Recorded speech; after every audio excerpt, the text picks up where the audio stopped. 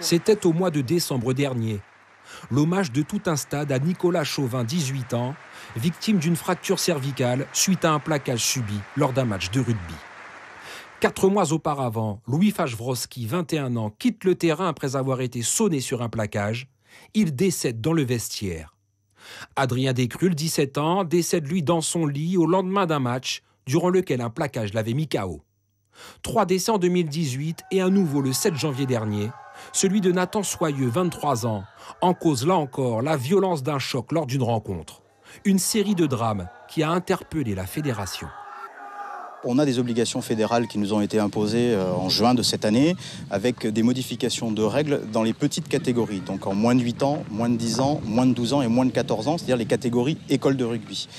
C'est pratique chez vraiment les tout petits, c'est de dédramatiser le contact avec l'adversaire, qui est quand même une des essences du rugby, en ne faisant pas un contact de forme plaquage, peut-être un peu violent pour certains, mais sous forme de toucher à 2 mains. Nos éducateurs ici, la structure, le comité, les clubs essayent de favoriser le rugby d'évitement qui est la véritable essence du rugby. Le rugby d'évitement. Certains joueurs ne le pratiquent pas. Ils préfèrent télescoper l'adversaire, ce qui peut avoir des conséquences graves. Sans nier cette évidence, certains relativisent.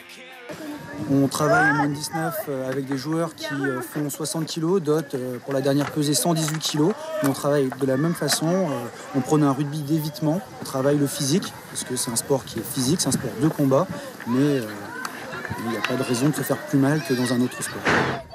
Malgré cette actualité difficile, le rugby attire toujours.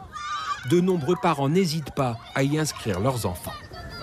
Aucune hésitation parce qu'il n'y a pas de risque zéro dans n'importe quel sport. Des décès, il y en a partout malheureusement. Ça là-dessus, que ce soit au foot, en athlé ou même sur les commotions, là on parle plus de commotions cérébrales d'après mes souvenirs. Sur les sports de contact comme les arts martiaux ou d'autres sports de boxe, des décès, il y en a tous les ans malheureusement, quoi. Dans un sport où le gabarit des athlètes est de plus en plus impressionnant et où les contacts peuvent être extrêmement violents, il est important de rappeler les bases et les valeurs du rugby, qui reste avant tout un jeu.